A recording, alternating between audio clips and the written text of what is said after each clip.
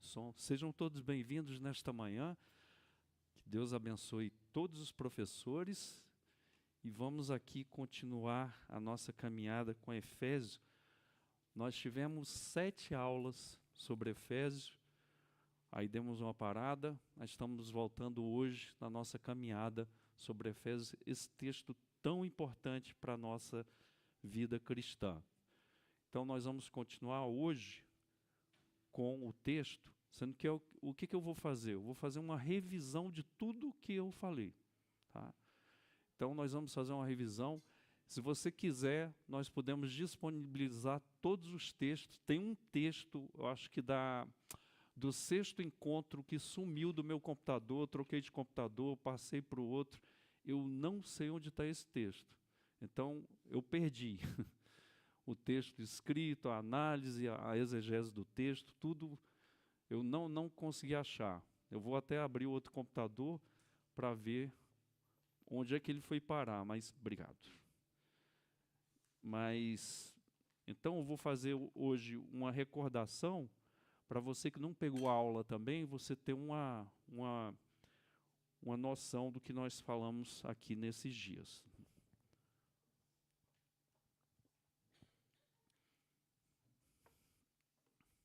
Então vamos lá, vamos voltar aqui ao texto de Efésios. Então hoje é o encontro 8 nessa carta do apóstolo Paulo. Então vamos fazer um resumo de tudo que a gente viu.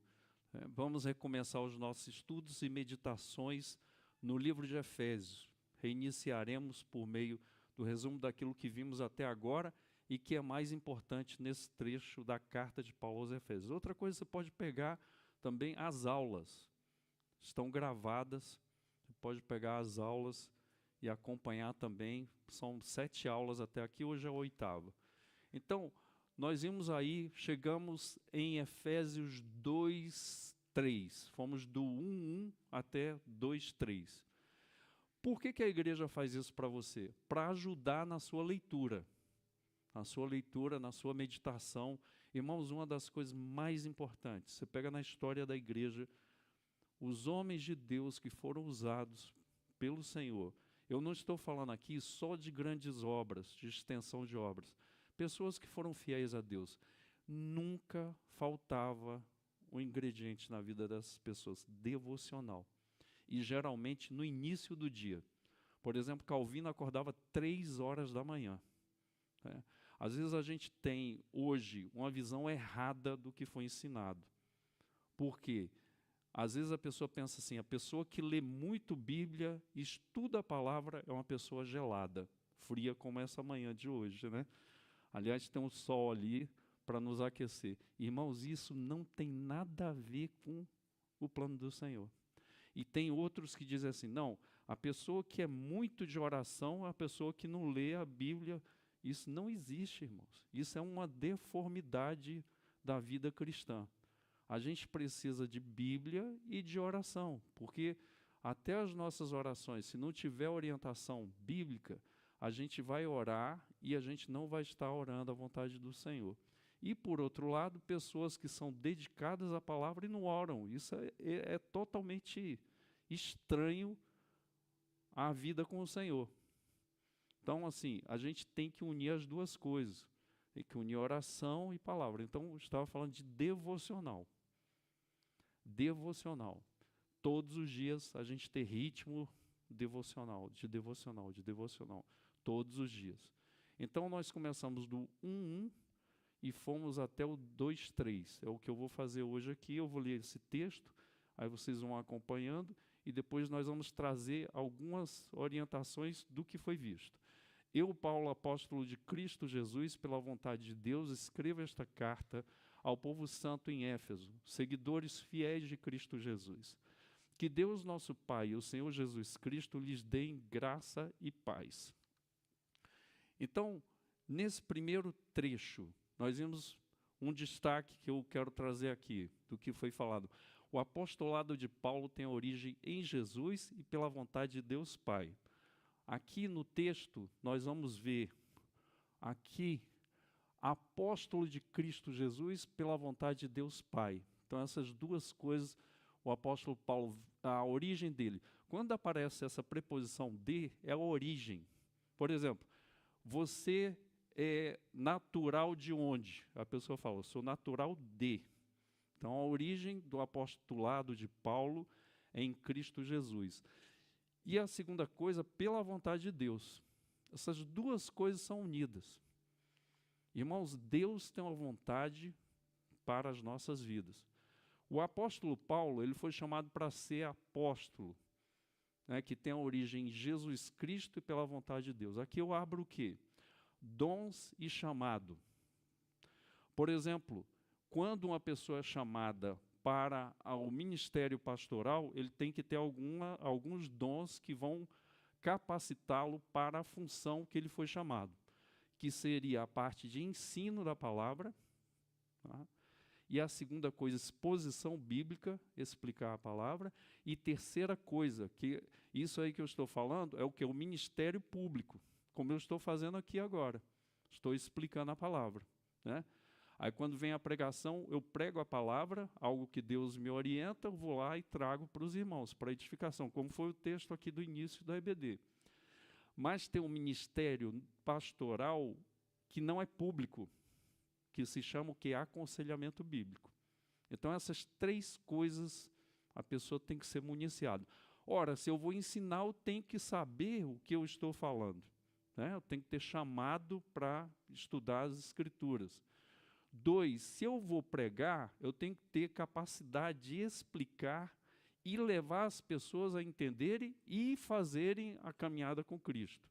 E 3, na caminhada nós vamos precisar fazer ajustes, que é o ministério que está nos bastidores, que é o ministério de aconselhamento. Então, o que eu quero trazer aqui? Que o apóstolo Paulo, ele não se chamou.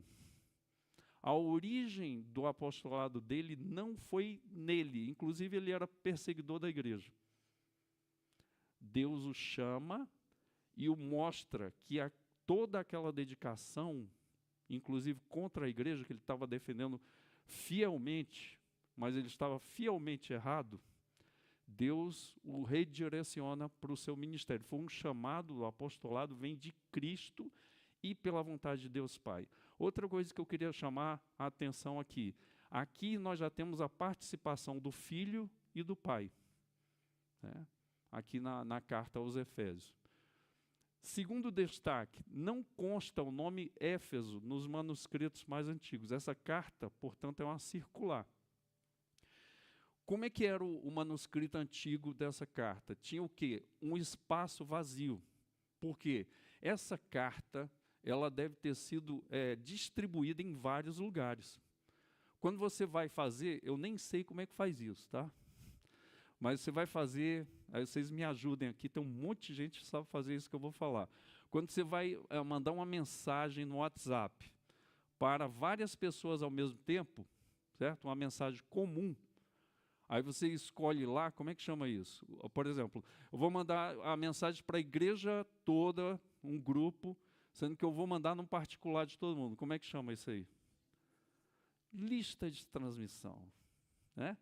Aí você põe lá.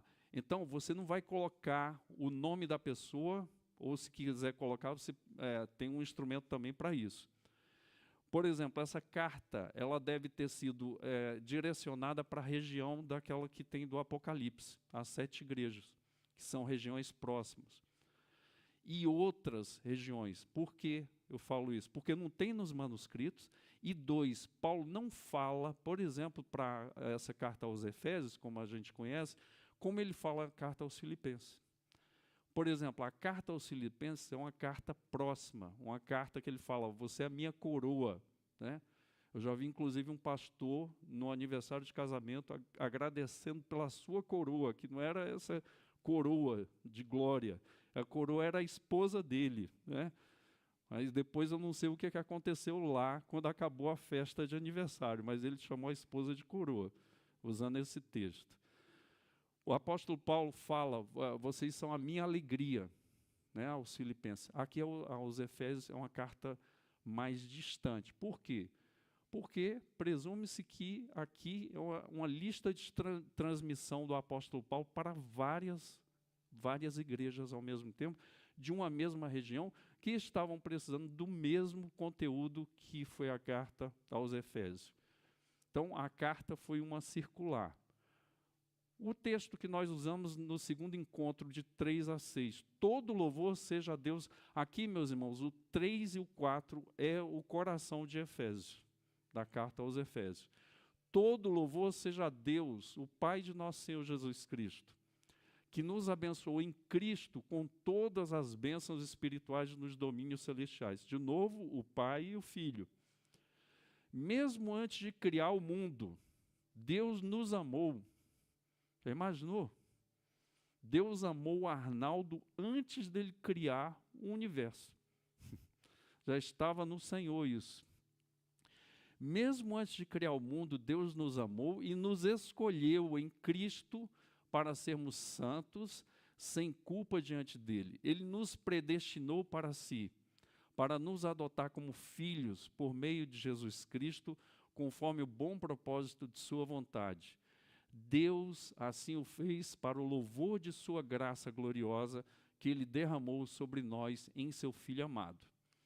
Eu destaquei aqui algumas coisas. Primeiro, terceiro destaque, a carta aos Efésios fundamenta, a carta aos Efésios é fundamentada, né? Faltou um ezinho ali, pelo louvor a Deus Pai, por 2 razões. Por isso que eu falei que é o coração, porque é uma forma de gratidão a Deus pelo que ele fez, e foram muitas coisas que ele fez. Primeiro, eleição de Deus por amor e por meio de Cristo para sermos santos e inculpáveis. Aqui nós já temos o quê? Que Deus elege, a eleição do Senhor, e essa eleição é feita através do seu amor e através do seu Filho. Qual o objetivo dessa eleição? Para sermos santos e inculpáveis. Então, algumas coisas importantes. Deus elege. Ele elege pessoas, né? Ele chama pessoas, ele orienta pessoas. Nós vemos nos textos neotestamentários que a luz de Deus é derramada sobre os nossos olhos. Então, meus irmãos, nós não conseguimos chegar a Deus sozinhos. É a revelação do Senhor, através do seu Santo Espírito, que nos convence, que nos leva a enxergar quem nós somos e quem Deus é e o que Jesus fez por nós. Tudo isso está nessa chamada do Senhor. Mas antes disso, ele elege. Nós vemos isso no capítulo 8 aos Romanos. Capítulo 8 vai mostrar muito bem como Deus elege e chama pessoas. Então Deus, ele faz isso por amor. Ele escolhe pessoas por amor que estavam perdidos nos seus delitos e pecados. E ele faz isso por meio de Cristo. Por quê? Porque essa eleição precisava de um sacrifício. E o sacrifício tinha que ser perfeito. E esse sacrifício foi feito na pessoa do seu filho. Eu queria perguntar quantos pais nós temos hoje aqui de manhã. Pergunta é: você daria o seu filho para morrer pelo um bandido, pelo ladrão? Por exemplo, eu vou citar aqui o cara das antigas, né? O Escadinha. Não sei se você já ouviu falar do Escadinha. Ou então o líder do PCC hoje. Quem daria o seu filho? Por exemplo, o Lucas. Né? Nasceu, eu vou entregar para morrer pelo líder do PCC. É mais ou menos isso que aconteceu. Sendo que não é só isso. Por exemplo, nessa metáfora, você entregar o seu filho, Deus não ia aceitar esse sacrifício. Por quê? Porque o seu filho é imperfeito. Porque o seu filho é pecador. Vamos voltar agora para o Antigo Testamento. Quando ia ser oferecido vários sacrifícios ali no Antigo Testamento, mas de uma forma geral, o ofertante vinha com o sacrifício, por exemplo, um cordeiro, né? E ele ia entregar, o sacerdote olhava para esse cordeiro se tinha algum defeito. E se tivesse algum defeito, o sacerdote não aceitava esse sacrifício, porque Deus não ia receber. Então era um sacrifício imperfeito. Você vai notar, por exemplo, lá no finalzinho do Antigo Testamento, quando fala que os sacerdotes estavam fazendo isso, no livro de Malaquias. E Deus estava colocando ali a palavra de reprovação para o sacerdócio. Agora aqui, eu posso até querer oferecer o sacrifício, mas não é um sacrifício perfeito. Então, Cristo teve que participar, porque ele nunca teve um pecado. Diz em Hebreus que nunca saiu um dolo da sua boca. O sacrifício de Deus para a eleição tinha que passar pelo sacrifício de Cristo. E duas coisas ali, para sermos santos e inculpáveis. A palavra santo aqui não tem ausência de pecado nesse contexto. Tem o quê? De separação. Né? Então Deus nos separa em Cristo, que nós vamos ver mais à frente, para a filiação.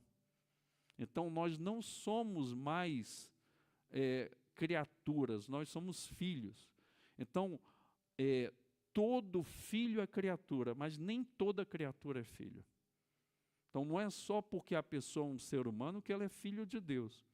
Então ela precisa passar por essa eleição do Senhor, passar pelo aceite do sacrifício de Cristo, para nos tornarmos o quê? Separados para Deus como filhos. E a segunda coisa, inculpáveis. Né? Então, a culpa que estava sobre nós por causa dos nossos pecados foi tornado inculpável e recebível diante de Deus a nossa vida por causa da eleição de Deus por amor e por meio de Cristo. Então, quando fala desse santo, significa separado, e fala de inculpável, porque Deus está recebendo as nossas vidas.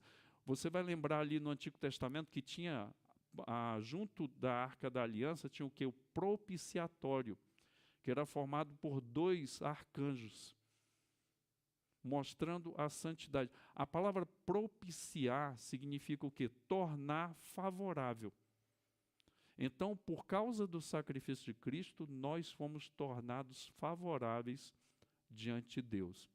Isso é o que o apóstolo fala sobre a eleição. Então, não foi só que Deus escolheu, ele teve que fazer isso por meio de Cristo, pelo sacrifício dele, para que nós pudéssemos ter a filiação e sermos inculpáveis diante do Senhor. Segunda coisa ali que fala que nós devemos dar louvor a Deus Pai é a predestinação. Deus nos escolheu ali por meio de Cristo para nos adotar como filhos. Então, ele predestinou, ou seja, ele determinou antes de que acontecesse. Porque, irmãos, vamos lembrar, no patamar do Senhor, ele está na eternidade, não tem tempo, não tem movimentação de dias, de horas, não existe isso. O Senhor, na eternidade, ele determina, nos escolhe e predestina para que nós sejamos o quê? Filhos de Deus. São essas duas coisas que são o coração da epístola de Paulo aos Efésios. O quarto destaque que eu coloquei aqui, Deus nos elegeu e nos predestinou para que louvemos pela sua graça gratuitamente em Cristo Jesus. Aqui outra coisa muito importante, ele nos elege para que nós glorifiquemos a ele. Ele nos predestina para que nós louvemos a sua graça. Aqui a palavra graça significa favor imerecido. Ou seja, como diz lá na frente aos Efésios 2, 8 a 10, pela graça sois salvos mediante a fé, isso não vem de vós, é dom de Deus, não de obras, para que nós não nos gloriemos, porque somos feituras dele, criados em Cristo Jesus para as boas obras. Quando fala, né, pela graça sois salvos mediante a fé, a graça, essa palavra, geralmente ela é tratada como favor imerecido, ou seja, eu não mereço, não tenho condições, como eu falei aqui, de me apresentar diante do Senhor, de fazer obras para ser aceito diante do Senhor, mas o Senhor, por amor, que nós vimos lá na eleição, ele nos ama e através do seu Filho, o sacrifício dele, ele nos torna o quê? Santos, inculpáveis diante dele. E também nos chama para a filiação diante do próprio Deus. Então, isso por meio de Jesus Cristo, ele nos adota como filhos. Porque, irmãos, antes de Jesus Cristo, tinha o quê? O unigênito Filho de Deus. João 1,18. O unigênito Filho de Deus, que é falado ali em João 1,18. Ou seja, só tinha uma filiação. Jesus é o único Filho de Deus. Mas depois que Jesus veio e fez a obra em nosso favor, e o Espírito Santo nos convence do pecado, da justiça e do juízo, nós somos feitos filhos de Deus não de forma natural, nós somos adotados. Então, agora nós temos filiação divina, mas somos adotados por causa do sacrifício de Cristo. Nós não éramos filhos naturais. Nós vamos ver no 2, 1 a 3, o que eu chamo o retrato do terror. O que nós éramos antes de Cristo. Agora eu quero chamar a atenção para o quê? O Antigo Testamento poderia ser resumido em uma frase: Jesus virá. E o Novo Testamento pode ser resumido em duas frases: Jesus veio e voltará. Como isso? Às vezes as pessoas me perguntam, como é que era a salvação no Antigo Testamento? Eu falo da mesma forma. A única forma de salvação é pela fé. Ou seja, desde lá de Adão até Jesus Cristo, foi o quê? Pela fé naquele que viria. Jesus virá. Por isso que eu falei do resumo do Antigo Testamento. Então, todos morreram na convicção e foram caminhando na revelação que Deus foi trazendo até a revelação perfeita.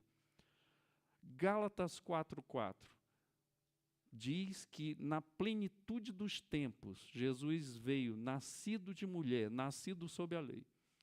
Plenitude dos tempos fala de clímax. Ou seja, a revelação veio acontecendo do Antigo Testamento, desde ali dos primórdios, Gênesis 3:15, foi acontecendo. Deus traz a lei, Deus traz o profetismo, Deus vai conduzindo até João Batista dizer: este é o Cordeiro de Deus que tira o pecado do mundo. A partir dali, do sacrifício de Jesus Cristo, o Novo Testamento vai trazer o quê? Que Jesus já fez essa obra, por isso que nós somos adotados, e ali diz no texto que somos santos e inculpáveis, não porque nós não temos culpa, porque a culpa caiu sobre Jesus. Toda a culpa e toda a ira de Deus veio sobre o Filho dele. É a única vez na Bíblia que a Trindade fica separada nesse sentido. Porque todo o pecado de antes, de durante e de depois da humanidade veio sobre o Filho ali na cruz. Então Jesus Cristo faz essa obra e o Novo Testamento, o resumo é: Jesus Cristo veio, já fez essa obra e ele voltará para fechar a história da salvação. Detalhe, em Hebreus capítulo 11, fala no finalzinho: sem ele, falando de Jesus, nós não seríamos aperfeiçoados. Ou seja, ele fala da galeria da fé, depois ele fala que sem Jesus, todos da galeria da fé, aqueles grandes homens, teriam morrido nos delitos e pecados se Jesus não cumprisse a obra de salvação. Então, meus irmãos, quando fala santo e inculpável, não é porque nós somos santos sem pecados, é porque fala que Deus nos separou e nos tornou propícios a Ele por causa do sacrifício do seu Filho. E nós somos agora adotados como filhos de Deus. E isso é maravilhoso. E isso o apóstolo Paulo disse, nós temos que agradecer ao Pai todos os dias, porque foi feito antes da fundação do mundo. Antes que houvesse o universo, Deus já tinha arquitetado o seu plano, e isso a nossa mente não consegue entender a grandeza e a profundidade. Quarto destaque, Deus nos elegeu também e nos predestinou para que louvemos pela sua graça gratuitamente em Cristo. Então, a palavra graça, o apóstolo Paulo traz o quê? Uma ênfase maior, ou seja, uma graça gratuita, porque a graça já é favor imerecido, mas foi feito de graça. Irmãos, e aqui eu chamo a atenção para quê? Foi feito pela graça sois salvos. Por quê? Porque não foi de graça para Jesus. Para ele foi um preço muito alto.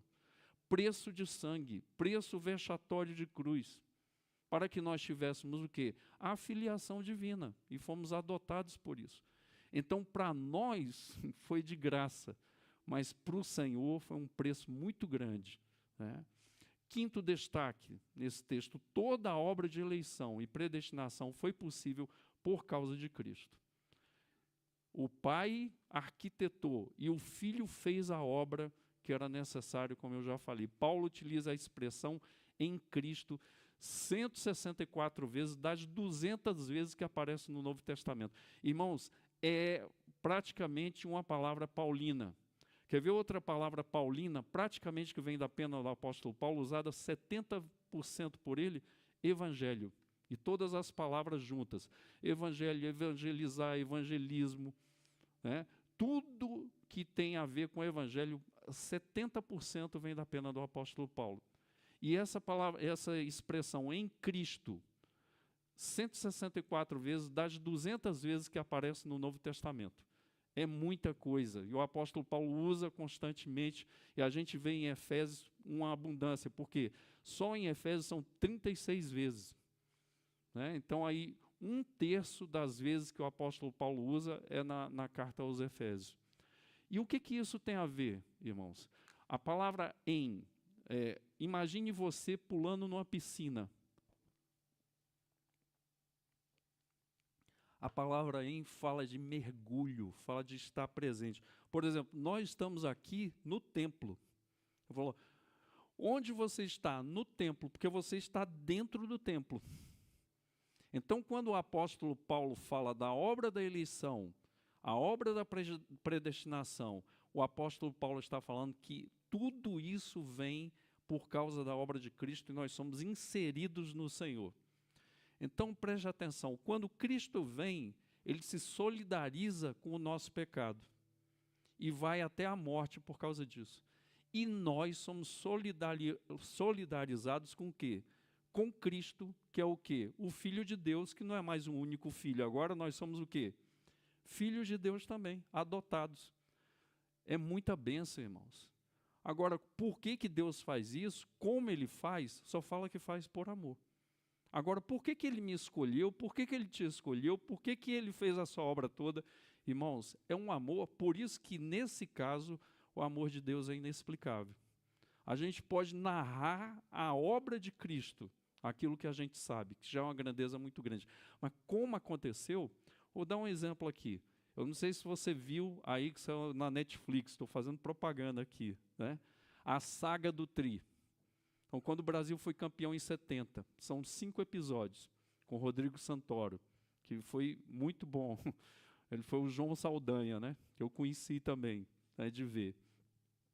Então, veja, o que me marcou bastante? Porque você vê o time ganhando o campeonato, mas você não vê o que aconteceu ali atrás nos bastidores.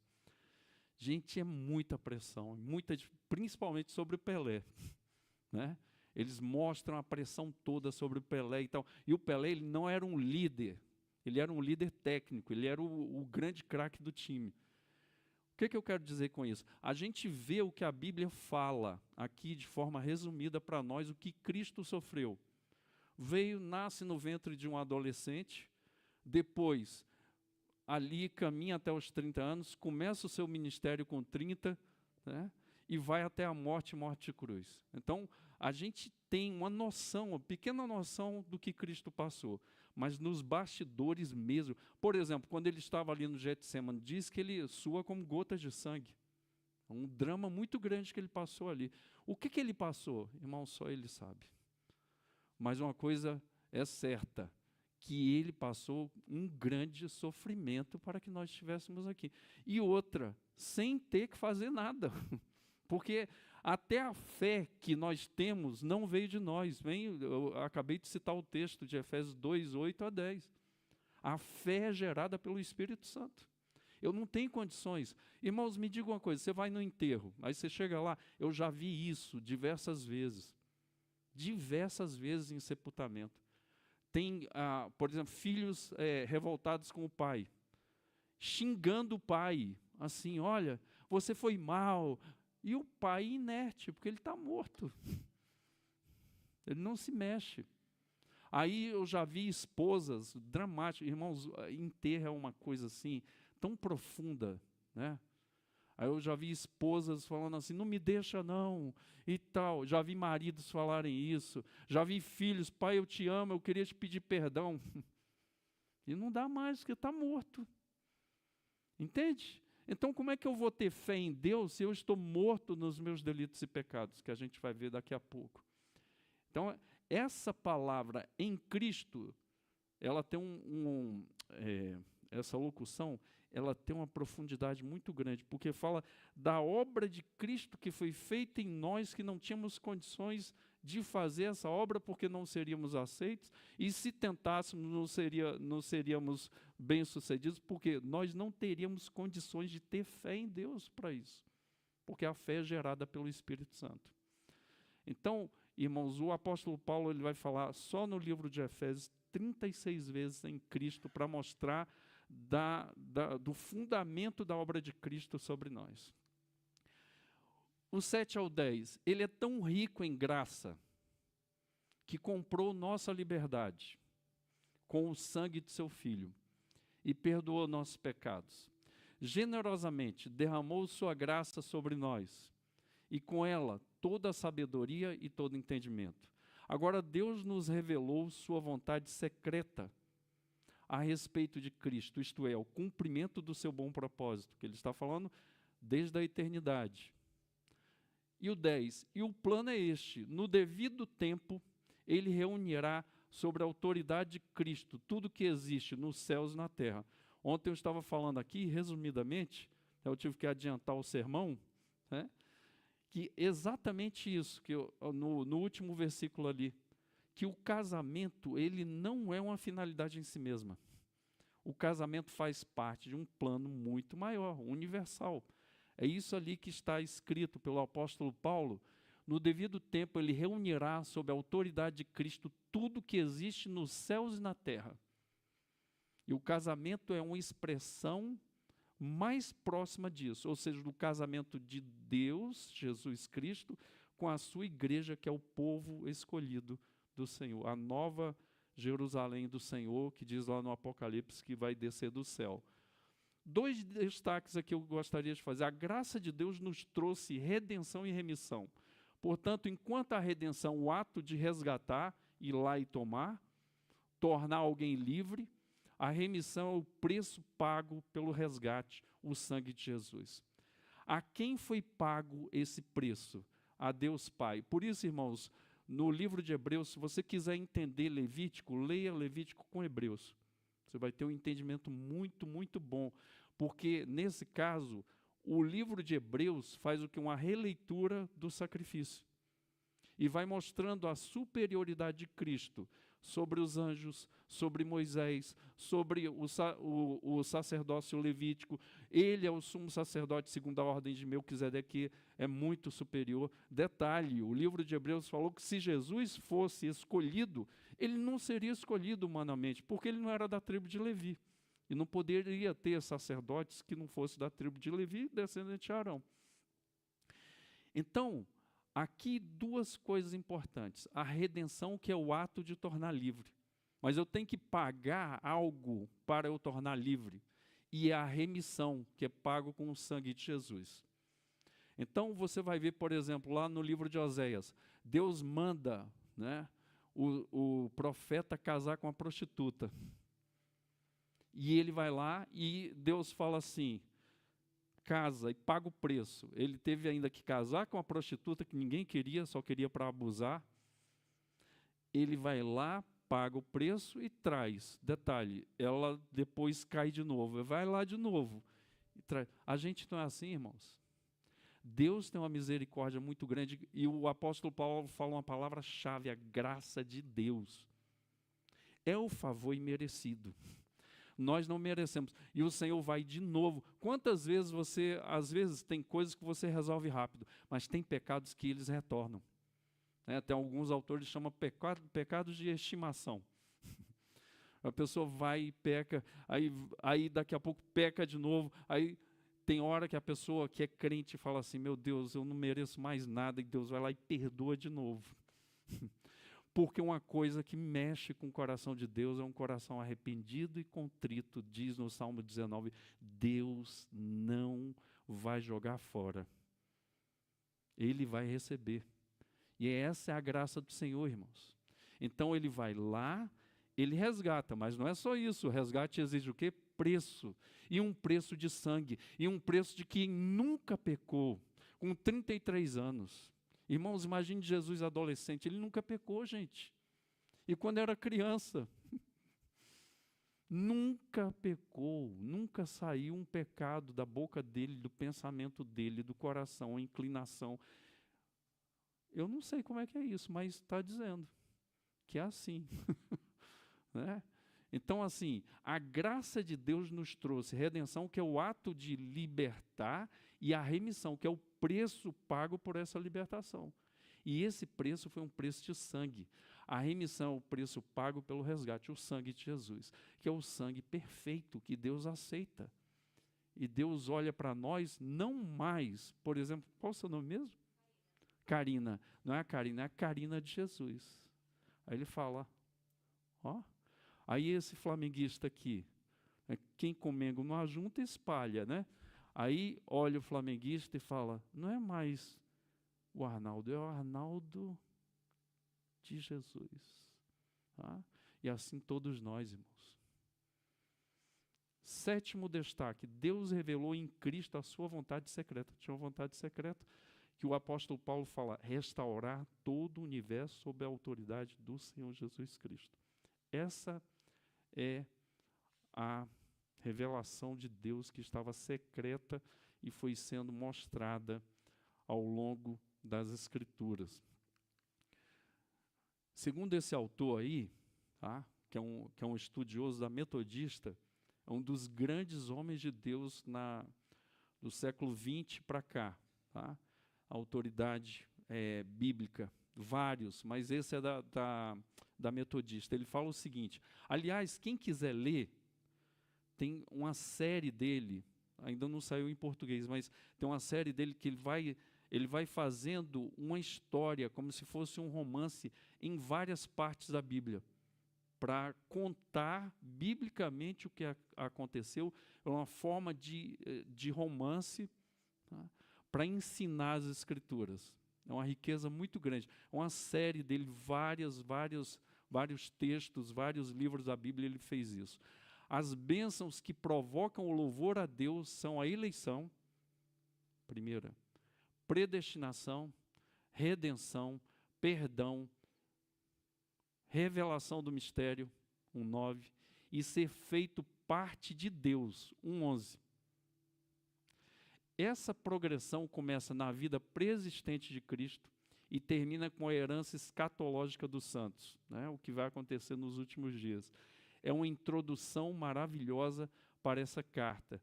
Então, a introdução vai falar sobre isso. Em outras palavras, esta é uma apresentação compreensiva da trajetória da salvação, olhando a eternidade. Eu que estou falando. Tá?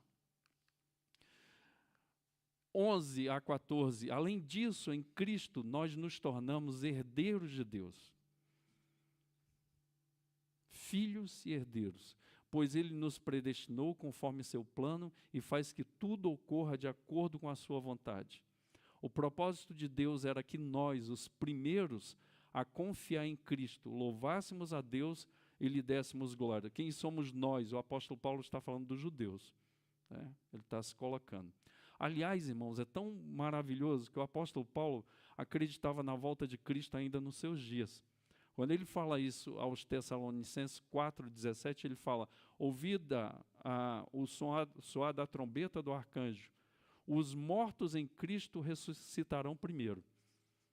Porque estava havendo uma história lá naquela igreja, e agora, e os mortos, como é que fica? Estava havendo uma tristeza muito grande. Os mortos em Cristo ressuscitarão primeiro. E nós, os vivos, inclusive Paulo, seremos arrebatados com o Senhor nos ares. Ele esperava a volta de Cristo nos seus dias. Né? Isso é maravilhoso. Então, meus irmãos, quem morreu antes, né, vai ressuscitar antes. Isso é uma coisa magnífica. Então, o propósito de Deus era que nós, os primeiros, os judeus convertidos, a confiar em Cristo, louvássemos a Deus e lhe dessemos glória.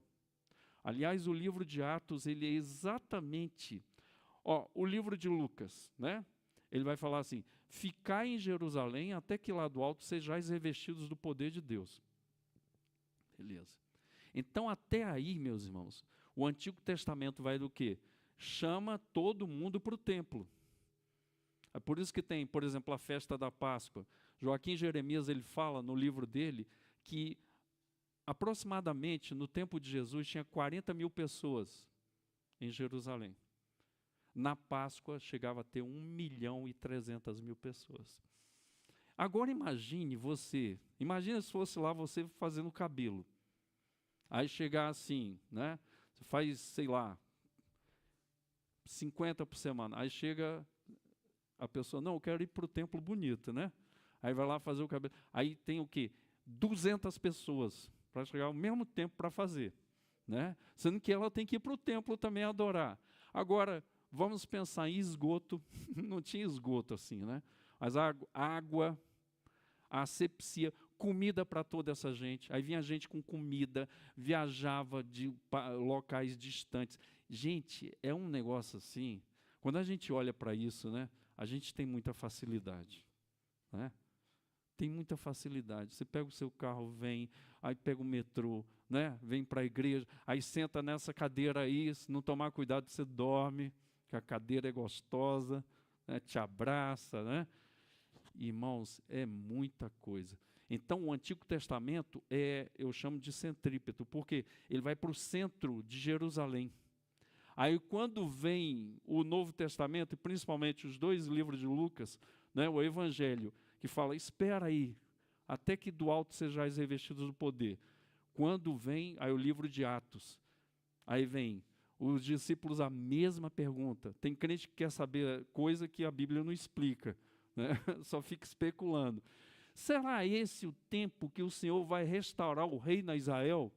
Aí ele, não vos compete saber tempos ou épocas que pertencem ao Pai, mas recebereis poder, ao descer sobre vós o Espírito Santo, e sereis minhas testemunhas, tanto em Jerusalém, Judeia, Samaria e até a Paraíba. Que maravilha! Né? Aí você põe o que você quiser aí. Ou seja, irmãos, ao invés de ficar em Jerusalém, expande para o mundo todo, e o Espírito Santo vai ungir para a gente fazer essa obra. Né? A obra que Paulo está falando não é só para os judeus, é para todos, em todos os lugares. Uma vez eu subi no Monte Sinai, é a coisa mais linda que aconteceu ali, 3 horas da manhã, aí tinha gente do mundo todinho, gente de todas, gente, língua que eu nunca ouvi falar na minha vida ali estava. Ali, uma van premier, uma amostra grátis do que vai ser no céu. Gente todo lado, inclusive paraibano, lá no Egito. Né? Paraibano. Entende isso? É judeu, grego, goiano, paraibano. É gente tudo quanto é lugar, gente. E vai ter. E detalhe, vai falar uma só língua.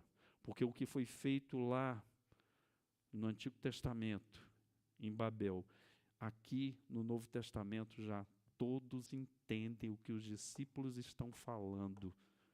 E diz lá, eles estão proclamando a glória do Senhor. Tudo isso em Cristo Jesus. Olha a mensagem secreta, é para todo mundo e para o universo todo. Né?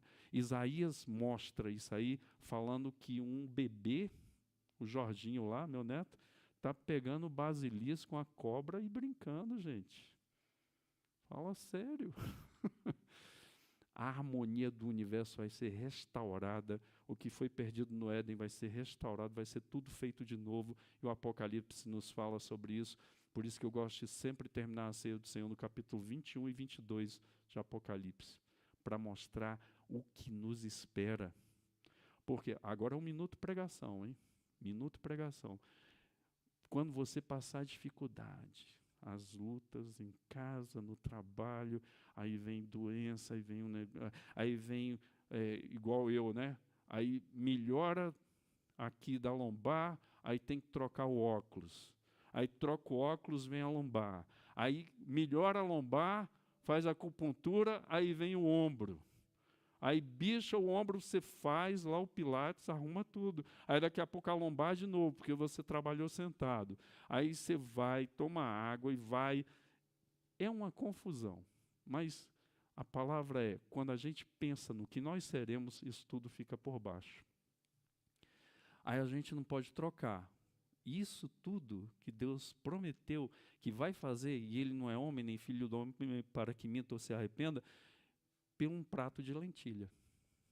Os pratos de lentilha é o quê? Tudo que pode nos tirar a graça de fitar os olhos na eternidade. Tudo, tudo. Nós temos que lembrar o que nós somos e o que nós seremos em Cristo. Agora vocês também ouviram a verdade, as boas novas de salvação. Aí a palavra boas novas que é evangelho. E quando creram em Cristo, Ele colocou sobre vocês o selo do Espírito Santo que havia prometido. O Espírito é a garantia de nossa herança. Irmãos, como é que a gente vai perder a salvação? Né? Aí me perguntaram uma vez, né, eu tive que pregar 62 sermões em Romanos.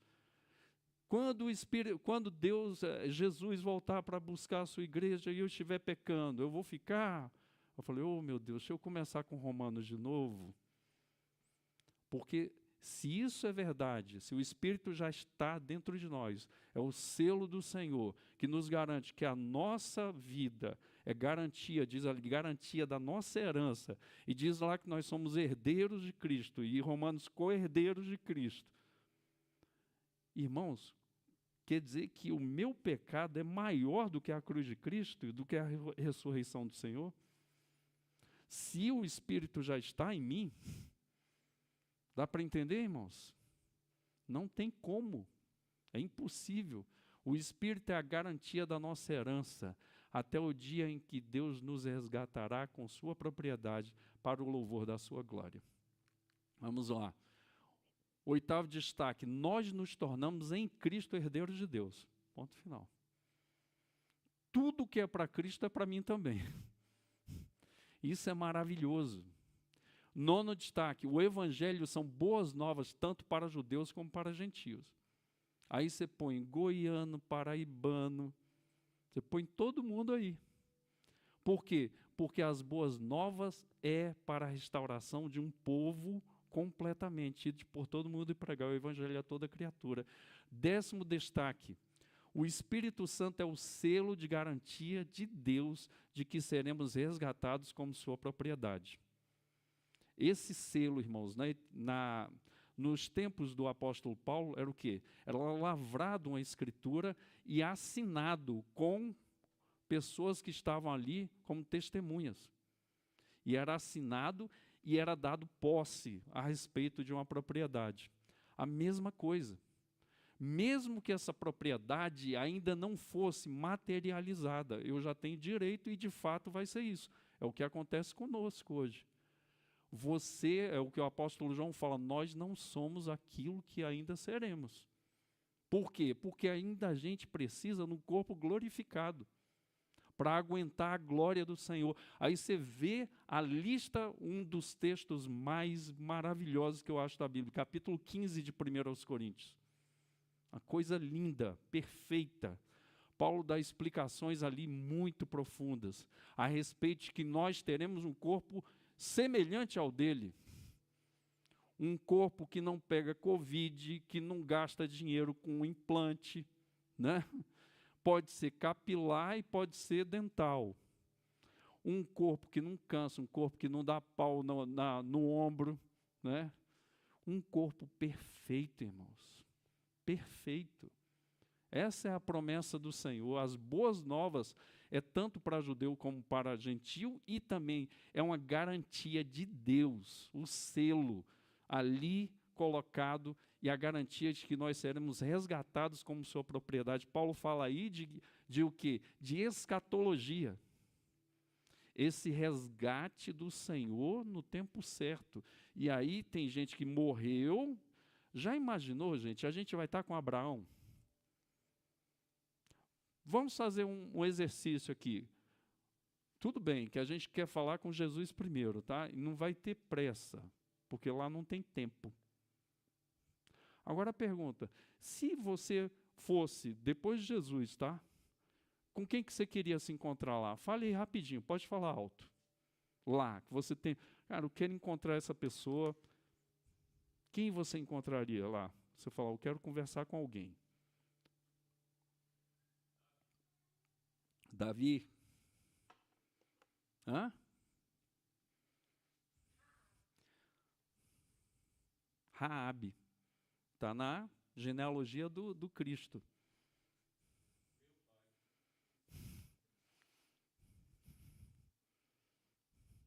Olha.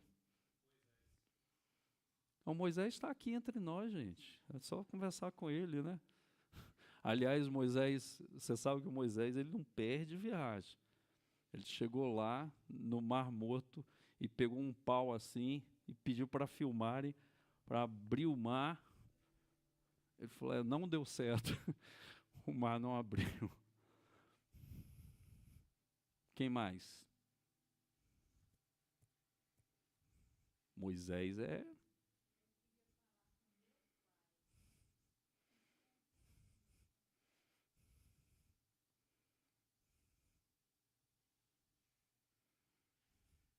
Olha, eu queria encontrar com vários, tá? Mas com o apóstolo Paulo. Seria um que eu queria sentar assim, ó. Hein, Val, será que vai ter café no céu? Enfim, isso é outra discussão.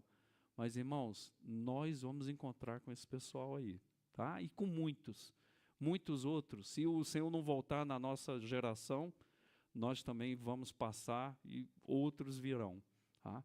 O Espírito Santo, então, a propriedade do Senhor. Você lembra que eu falei santos? É porque a propriedade do Senhor separado para Ele. Paulo, inspirado por Deus, mostra a ação da Trindade na obra de salvação antes da fundação do mundo. Você lembra que eu falei de propósito? Pai, Filho, agora o Espírito Santo entra com selo. Ele habita em nós, irmãos. No Antigo Testamento só era dado, o Espírito Santo vinha habitar e era temporariamente, a gente vê isso no caso de Saul, em 3, era reis, profetas e sacerdotes. Por isso que o apóstolo Pedro nos chama de que reinos e sacerdotes do nosso Senhor, porque todos nós temos a presença do Espírito Santo. O Espírito habita em nós. O Espírito é o selo de garantia do resgate da propriedade do Senhor. Paulo, inspirado por Deus, mostra a ação da Trindade na obra de salvação antes da fundação do mundo, irmãos. Que coisa maravilhosa, o Senhor já tinha esse plano. 15 a 18, desde que eu soube de sua fé no Senhor Jesus Cristo. Paulo agora está falando com os Efésios, que é uma igreja que é sediada num lugar que não é ali, né, em Jerusalém. E de seu amor pelo povo santo em toda parte, que é o povo de Deus, agora que nós vimos, judeus e gentios. Não deixo de agradecer a Deus por vocês em minhas orações. Peço que Deus, o Pai glorioso do nosso Senhor Jesus Cristo, lhes dê sabedoria espiritual e entendimento para que cresçam no conhecimento dele. Oro para que seu coração seja iluminado, a fim de que compreendam a esperança concedida àqueles que ele chamou e a rica e gloriosa herança que ele deu ao seu povo santo. 2 destaques aqui. Paulo ora pelos seus liderados pedindo sabedoria espiritual e entendimento para desenvolverem o conhecimento de Deus. Essa é a primeira vez que Paulo vai falar. Ele vai falar também no 17. Ou seja, irmãos, a gente tem que buscar no Senhor. Veja, imagine uma pessoa que tem que trabalhar, uma pessoa que tem que estudar, uma pessoa que tem os seus afazeres, uma pessoa que tem toda a sua vida. Imagine toda a vida dessa pessoa. O que Paulo está falando, que ele ora para que nós tenhamos sabedoria espiritual, vinda do Espírito Santo, eu expliquei na aula, e entendimento para desenvolverem o conhecimento de Deus. Ou seja, o Espírito Santo, ele vai trazer esse entendimento para nós, né? Agora, eu busco o Espírito Santo e o Espírito Santo vai me guiando. O problema, irmãos, é que a gente não está com o corpo glorificado. Dá para entender? Por isso que a gente precisa jejuar, por isso que a gente precisa orar, por isso que a gente precisa largar pecados, por isso que a gente precisa, resumindo, de santificação. Porque senão a gente pode orar, a gente pode escutar a mensagem, a gente pode não entender a mensagem. E o pior, a gente pode entender outra mensagem. Por isso que o apóstolo Paulo está falando que ora pelos seus liderados, pedindo sabedoria espiritual e entendimento para desenvolverem o conhecimento de Deus. E isso aqui, meus irmãos, a gente não está pronto, a gente está se aprontando. E a segunda coisa ali no destaque 12, Paulo ora pelos seus liderados para que o coração seja iluminado e possam compreender a esperança e a rica, gloriosa herança que os santos receberam de Deus. O que eu acabei de falar. Porque senão, irmãos, a gente vai se desviar dos caminhos. Aí aqui um filme, se você não viu, um clássico, que é O Peregrino. Quantas vezes o peregrino indo para o céu, ele se desvia ali no seu caminho. Vários atrativos. Paulo está falando, Paulo ora pelos seus liderados para que o coração seja iluminado e possam compreender a esperança e a rica, gloriosa herança que os santos receberam de Deus. Ou seja, a gente pode orar, Senhor, não deixa que eu perca a luz do Senhor para entender o teu plano eterno. Seria isso. Ou seja, é muito mais do que a gente pode ter, ou ser, ou pensar, né? Eu estava vendo um testemunho do pastor, já faleceu, mas um cara que foi discipulado por ele também. Um pastor ontem me falando que o pastor David Sanders, que foi um dos grandes homens de Deus da Igreja de Cristo aqui no Brasil, ele veio em 1948 para Goiânia, fundou a primeira Igreja de Cristo do Brasil. O pastor David, fazendo seminário, e o professor falou assim, tinha um mapa enorme, assim, um mapa mundi na sala, e o professor falou, olha, eu quero que vocês orem para ver onde Deus vai mandar vocês. Só tinha missionário ali. E o pastor David, com aproximadamente 20 anos, orou e pediu a Deus para mostrar para ele. E tinha um pontinho no centro do Brasil, pontinho preto, e dizia assim, projeto de uma nova capital. E ele pôs o dedo, ó, Deus vai me levar para aqui.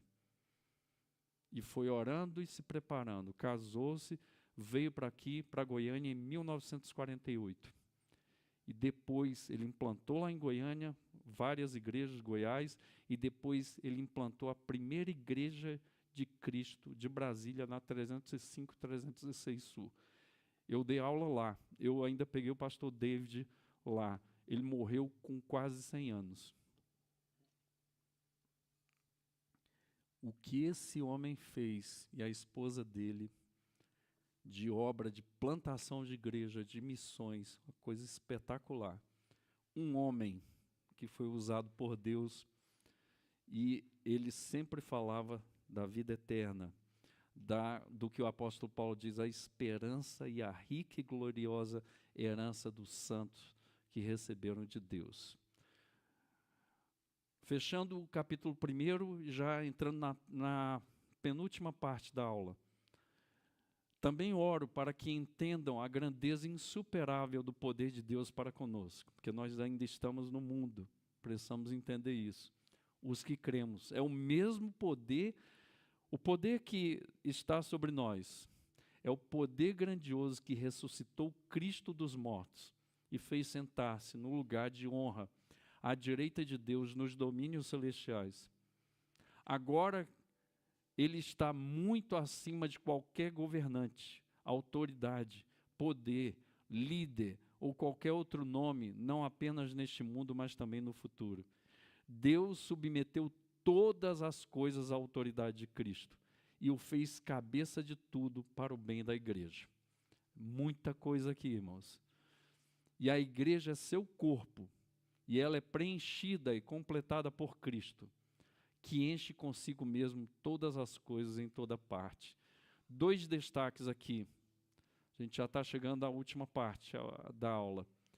Paulo ora pelos seus liderados para que entendam a grandeza do poder de Deus. Por quê? Porque esse poder, irmãos, imagine o contexto desse povo. Império Romano, perseguição na igreja, não é igual hoje aqui, irmãos.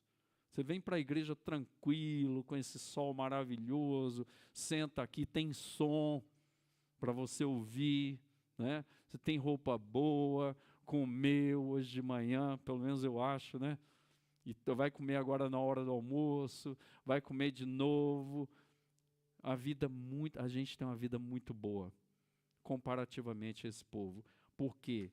Falar que era cristão aqui era ser perseguido e perseguido até a morte.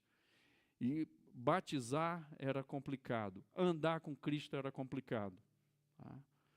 Adorar somente a Cristo era complicado. E eles fazem isso. E o que Paulo está falando? Ele fala da eternidade, que nós seremos, que a gente tem que pensar nisso o tempo todo. Quem não tem objetivo, chega em qualquer lugar, menos no lugar que deve chegar. Quem não tem objetivo, chega em qualquer lugar, menos no lugar que deve chegar. Paulo está falando, foquem na eternidade. O Deus que preparou isso para vocês. Paulo está falando. Mas Paulo sabe que a igreja está ainda hoje aqui, né?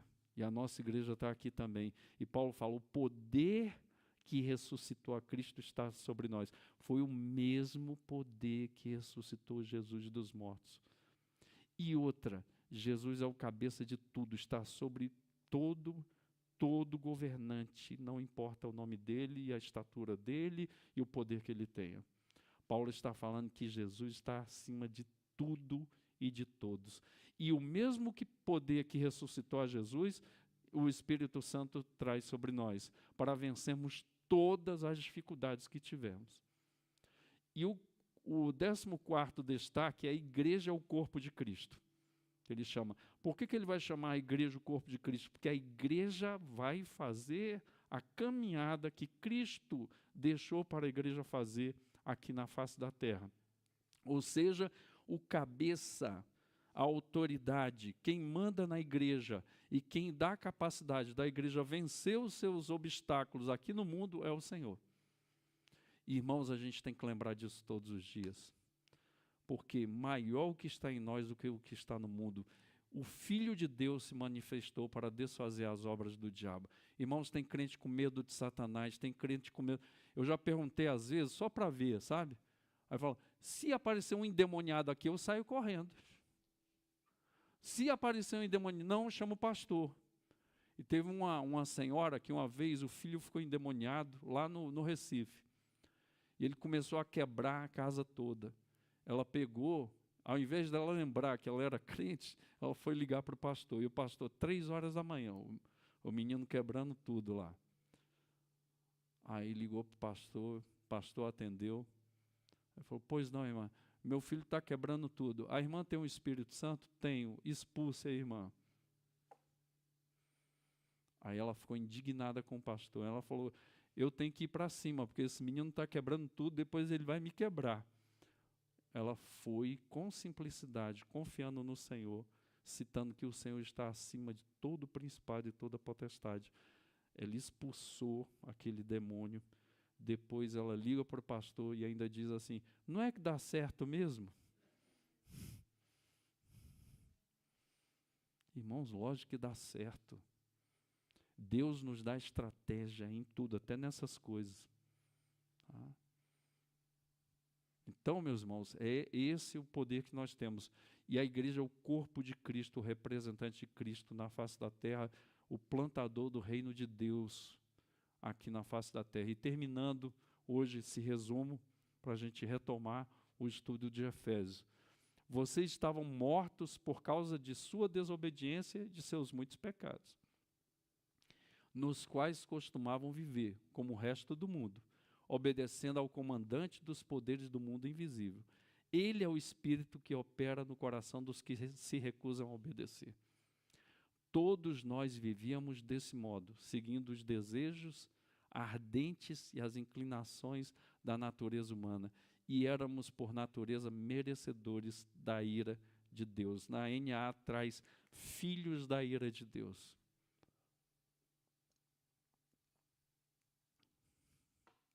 Vamos fechar com o 15º destaque.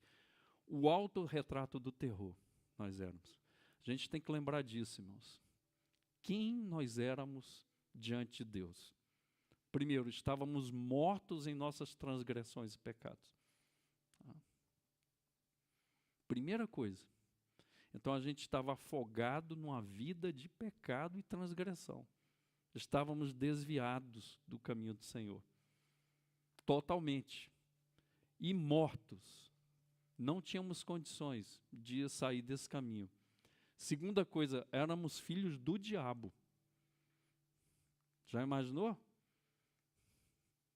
Terceira, éramos filhos das inclinações da natureza humana.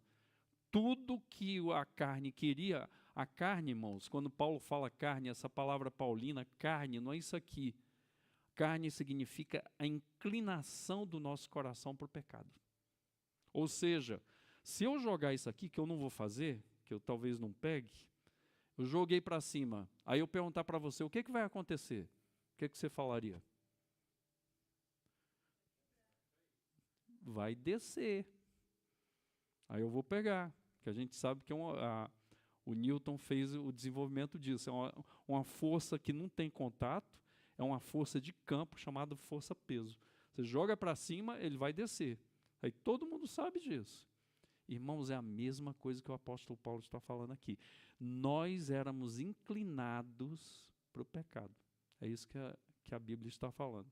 Então, o apóstolo Paulo diz que nós tínhamos inclinações da natureza humana, éramos filhos dessa inclinação também. Ou seja, não tinha jeito para a gente. E a quarta coisa que ele fala ali, filhos da ira de Deus. O Senhor estava irado conosco por causa disso. Por causa dessas inclinações, éramos filhos do diabo e da transgressão e do pecado. Né?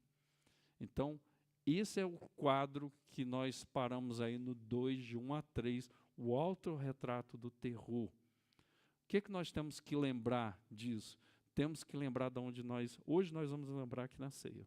Tá? O que éramos diante de Deus? Filhos da ira do Senhor, filhos do diabo. Né? Quando Jesus fala ali em João 8,44, os judeus falam, não, nós somos filhos de Abraão. Não, vocês são filhos do diabo. O que eles fizeram? Eles pegaram em pedra e falaram, a gente vai matar. Por quê? Porque eles se autodenominavam filhos de Abraão.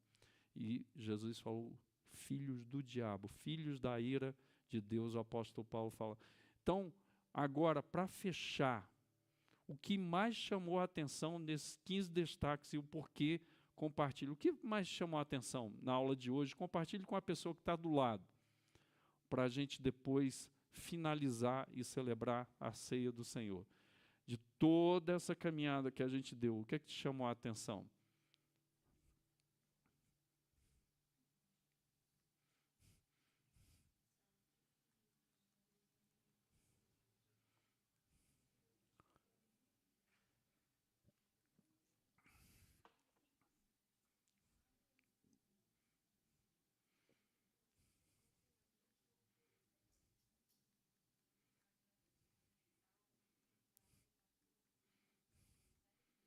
Arnaldo.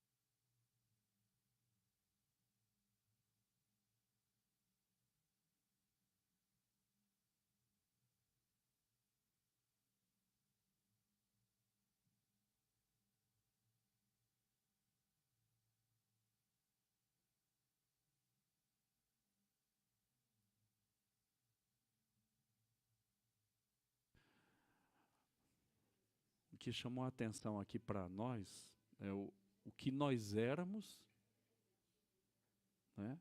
E para onde nós estamos indo, o que nós seremos, né? A gente era filho do diabo, o que a Bíblia está falando, né? E fala que nós somos hoje filhos de Deus. Então isso chamou muita atenção aqui para nós dois aqui. Alguém gostaria de falar mais?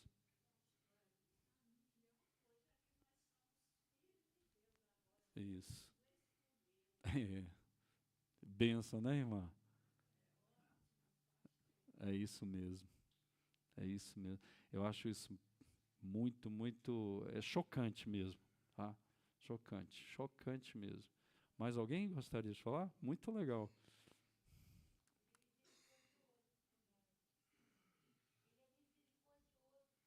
Sim.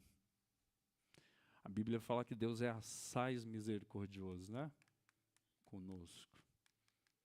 Misericordioso mesmo. Mais alguém gostaria de falar?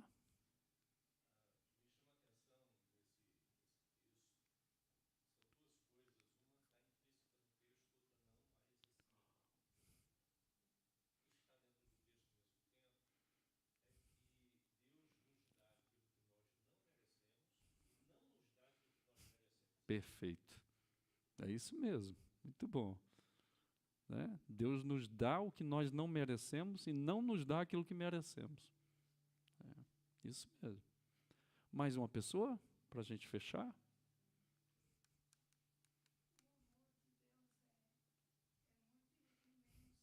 Uhum.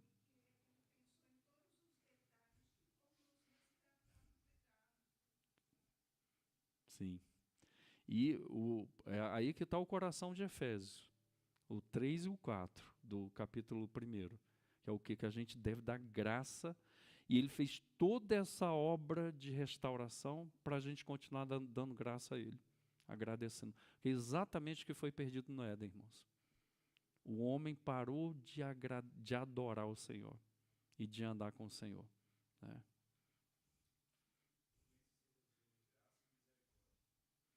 Sim, isso mesmo, favor imerecido e é, presenciar a nossa miséria, né?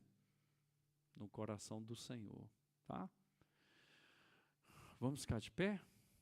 Então, a gente deu reinício. Para quem não tinha pego, dá uma olhada. Você pode pegar as aulas, tem aula de 1 a 7, aí gravadas. Você entra no site da igreja, está lá. Você pode acompanhar, né? E agora a gente vai dar uma caminhada do 2, do 3 em diante, depois de ver o que Deus fez por nós, o retrato do alto terror de que nós éramos antes da obra de Cristo, e agora o apóstolo Paulo vai andando nesse versículo e vai trabalhar o que nós somos, a unidade com os judeus e aquilo que ele vai colocar como filho de Deus, agora o que, que nós devemos fazer. Tá? Então é isso, vamos orar. Pai, obrigado, queremos te agradecer por esse tempo precioso aqui nesta manhã que o Senhor nos dá, obrigado, e queremos agora participar da ceia com o coração contrito e quebrantado, ó Deus, te agradecendo pela obra extraordinária que o Senhor fez e veio, e não somente nos resgatou, mas pagou o preço desse resgate, que é o sangue do Senhor perfeito. Nós oramos agradecidos, nos prepara para a ceia, nós queremos orar e te agradecer em nome de Jesus. Amém. Meus irmãos, vamos ali, mas quando for 11h13, a gente volta uns 5 minutinhos para você, se você quiser ir tomar água, ir ao banheiro, fique à vontade. Deus abençoe.